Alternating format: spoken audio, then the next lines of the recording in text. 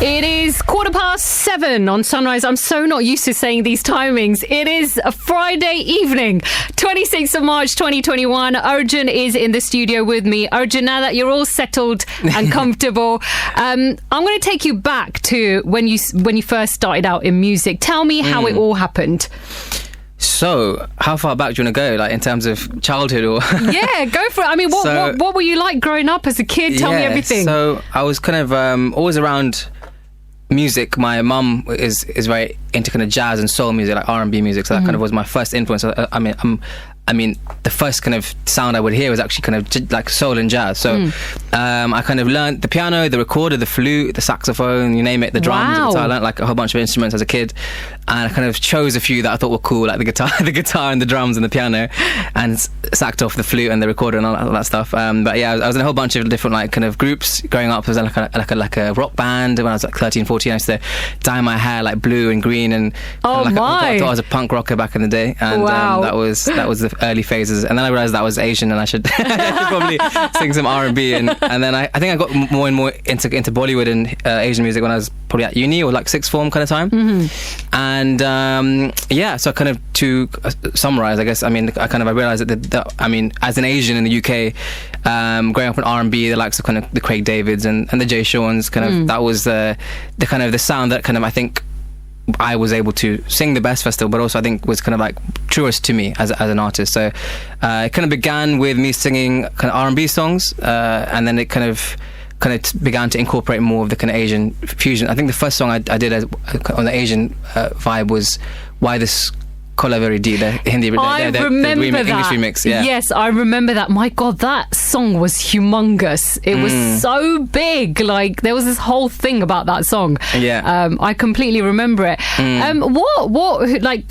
Who and what were your inspirations whilst you were kind of growing up and learning all these instruments and getting yourself into music?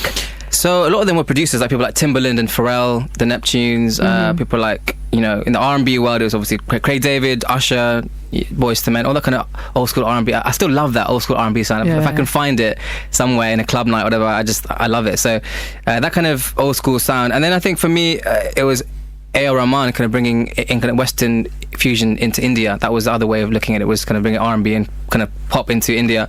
So those two, I think Timbaland and A.R. Rahman are the two biggest probably. Wow, that's a really nice combo right there. Yeah. And then I mean, I'm going to jump straight into you getting into Bollywood. I mean, how did that all come about for you? It's a funny story, actually. I was doing as a producer, I'm kind of more into producing than I am into singing, but I was doing these kind of mashups and kind of covers and remixes of Hindi songs, taking a Hindi song and making it more like a Western vibe, you know, an English R&B song. And one of them was, I think it was Tum Hi Ho, was taken down off YouTube by T-Series, because it was owned by T-Series. This is when I was like kind of rogue, just doing my own thing, independent, unsigned artist, is like back in the day. Yeah. And they took it down. So then I emailed them as a little Arjun, like on YouTube, like, hi T-Series, why did you take my video down? And then they emailed back saying, we actually mistakenly took it down because we thought you were claiming the rights for the song, but actually I wasn't actually. So they put it back, right? And then said, by the way, we actually love this whole formula of this kind of taking a Hindi song and making an English version, and our chairman's in town next week. Well, why don't you have a chat with him? How random. London? Yeah. So anyway, so I went and met him, had a long chat with him, got on very well. I think for him, I think for them it was a chance to kind of connect with the kind of diaspora, the Asian diaspora audience, which I had kind of a fan base in already, North America, UK, etc. And I guess taking that kind of Indian sound and making it a bit more urban and Western. So signed a deal with T-Series within the next month or two. I was signed to them for about 4 years.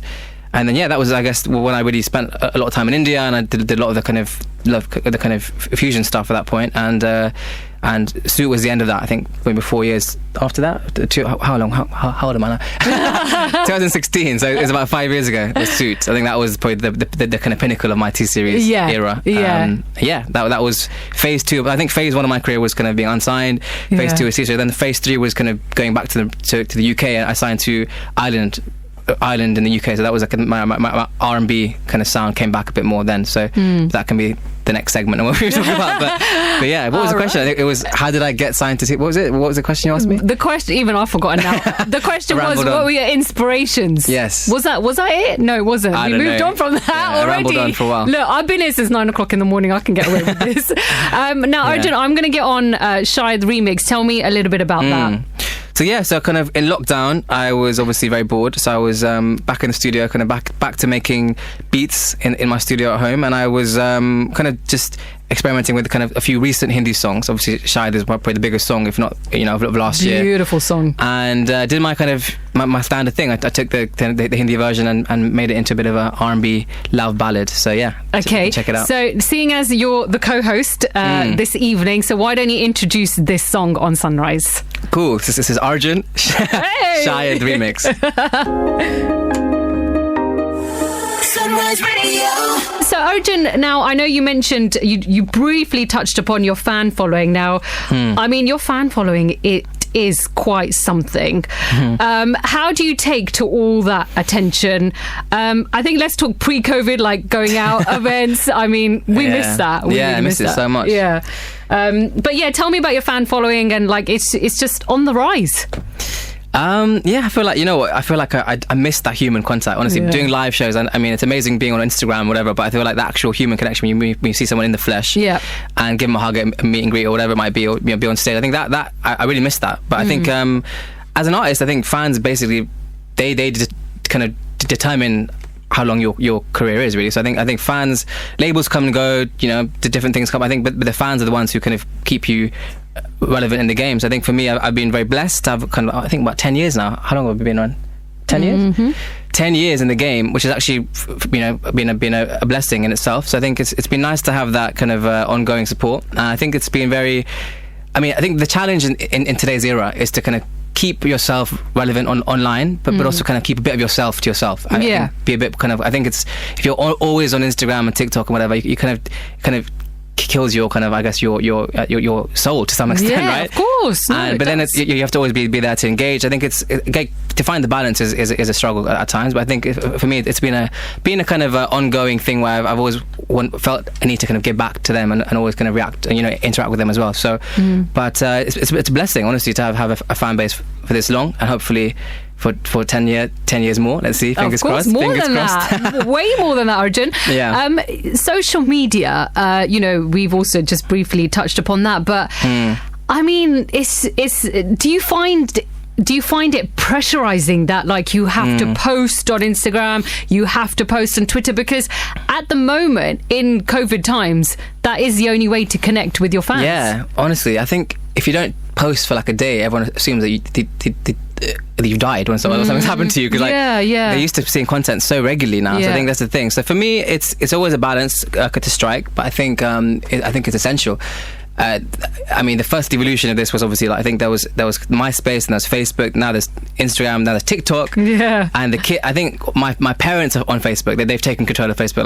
Like it's basically a ghost town. I don't even use Facebook anymore. Basically, my parents are on Facebook. We're kind of the Instagram generation. And the kids, like kind of like 12 to 15, 16 is TikTok and Snapchat. Yeah. And it's honestly, even I feel a bit old on TikTok. I feel like it's alien to me, honestly, doing these like dances and like. I know. It's a bit mad. It takes so much effort to make these TikToks and reels, and I'm like, some girls literally do like 7 outfit changes for like a 10-second video. Do a makeup like 17 times and change, and it's mental actually. But I know. The effort put in, I rate it. I'm not gonna lie, but it's a whole new world. Like, it's fine to dress up in your house and in a sari and take a picture, and back in the day, that was a weird thing to do, but now it's normal, right? So I think everything's changed. I think the problem is also now people do things for the gram. So you go for dinner and you're taking a picture for the gram, and I think it's dangerous.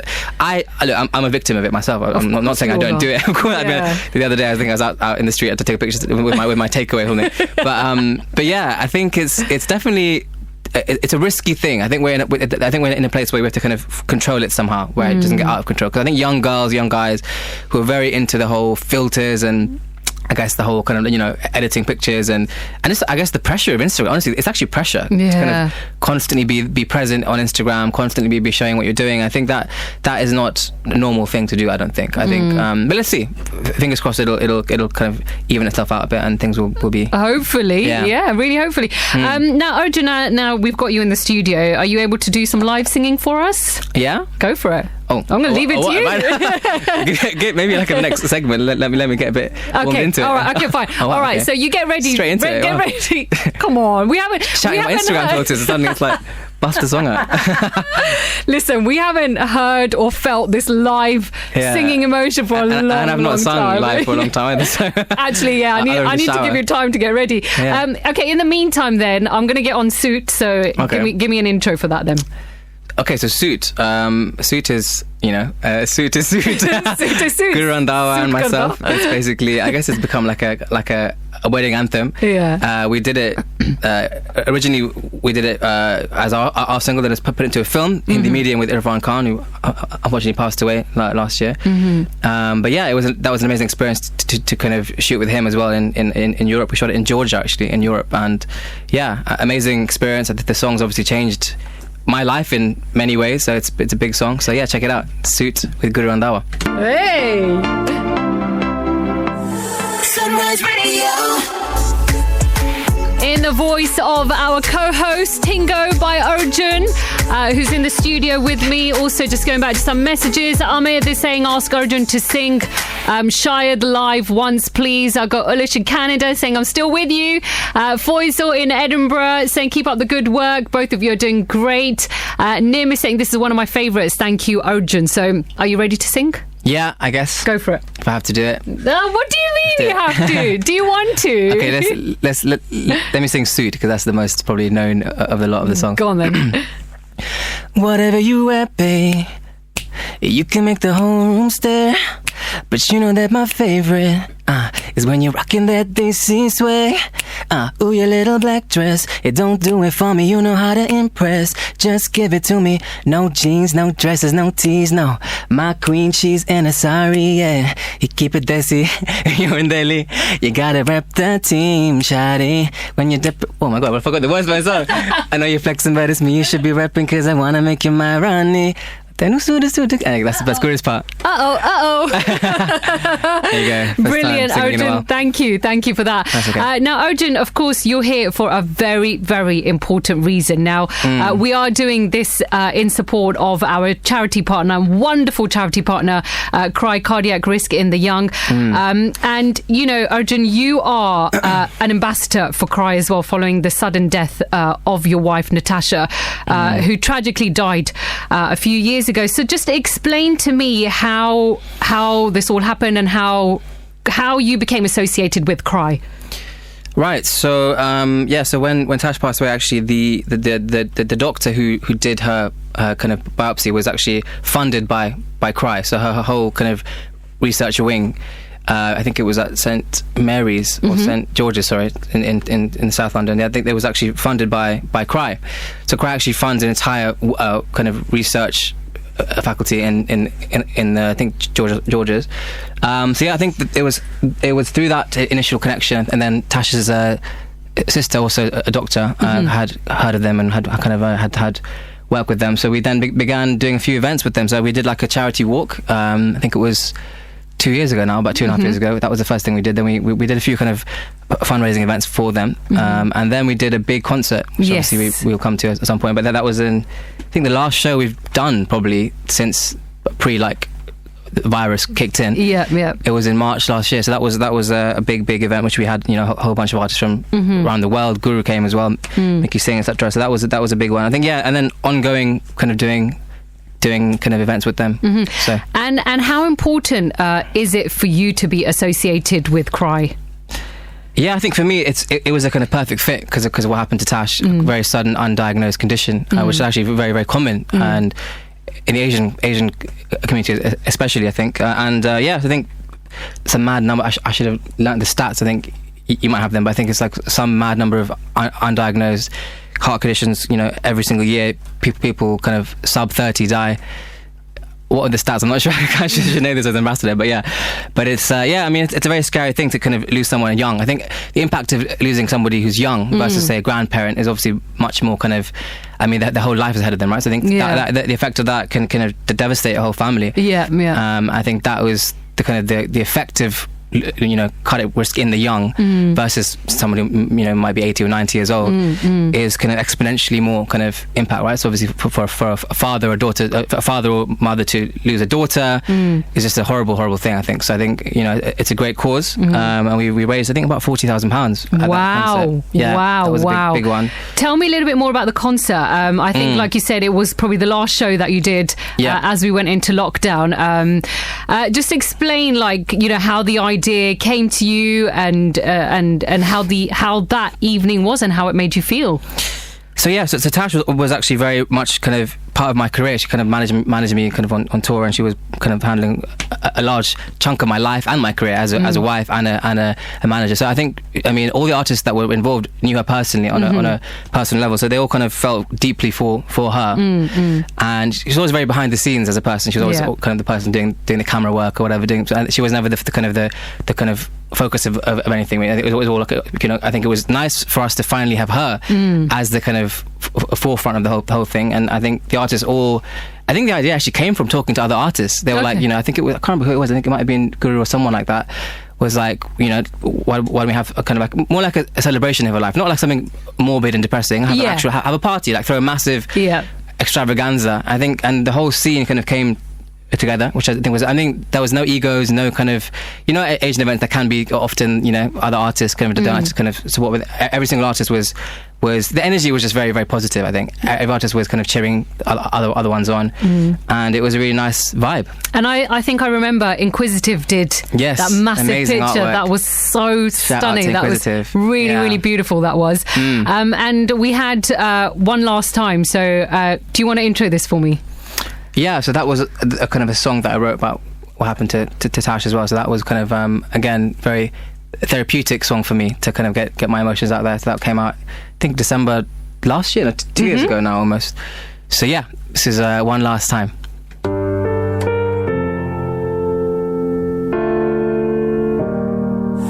Sunrise Radio. It is 7:53 on Sunrise. Now I'm just going to go through some more messages that we have got coming through. I got Vrunda in Leicester saying, "Hi Anushka, I've thoroughly enjoyed the whole show until now. I will continue listening as far as I can. Your tremendous efforts towards this noble cause is exceptionally commendable, Vrunda." Thank you very much. Tom in Reading is calling Arjun a legend. So thank you, Tom. Sunny Appreciate in it. Southall saying, very sorry to hear about Natasha. The show is brilliant. I've got Preet from Collinbrook saying, fabulous job. Hats are off. 36 hours for Natasha. We were at the last social gathering we went to last year. It was amazing, very emotional, but we loved it. Keep knocking the caffeine down, you rock. And Nim is saying this is also one of my favourite tracks as well, One Last Time. So Arjun, thank you very much. I mean, it has been so nice to have you in the studio. I was saying to you off air, I don't think I've ever interviewed you. I know, it's so weird. We've met so many times, but I'm not sure you've done an interview. That's a bit random. Lots of events, but lots of events. But is there a final message that you would like to give our lovely listeners who are tuned in right now? Yes, so please donate. Amazing cause, as we've said a few times now. I think it's a very, very well-run charity and a very good cause. I think the numbers we just found out from my right-hand man over here, Samir, it's 12 people under the age of 30. Is it under the age of 30 or 35? 30 die a week from undiagnosed heart defects and conditions. So yeah, very, very high number. And yeah, I think, you know, amazing cause. So well done you for doing. This is a crazy amount of hours. 36 hours is insane. I was asking you, like, when do you eat? When do you sleep? Is like, are you not sleeping? In between the segments, I'm asking her questions. I'm interviewing her, like, how are you managing to do? Well, you are the co-host, so you're allowed to ask questions. Because I sleep like 10 hours a night, so I don't know how you're managing it. But, we'll manage through. It is for a great cause, and I think it's. I think everyone has just come together so beautifully. We've also now raised £4,500. Wow! So, already, that's amazing. Yeah, incredible. It's been Really, Well done, really good. Anushka. Give Well a round done. of Thank applause. you. No, thank you to everybody. But Arjun, thank you so much. We're Thank really, you. really short of time. I can't believe an hour's just whizzed I know. by. That was quick. Thank you. Good luck with everything, and we'll hope to see you soon. Thank you very much. Take care. Take care. Bye. Bye. The greatest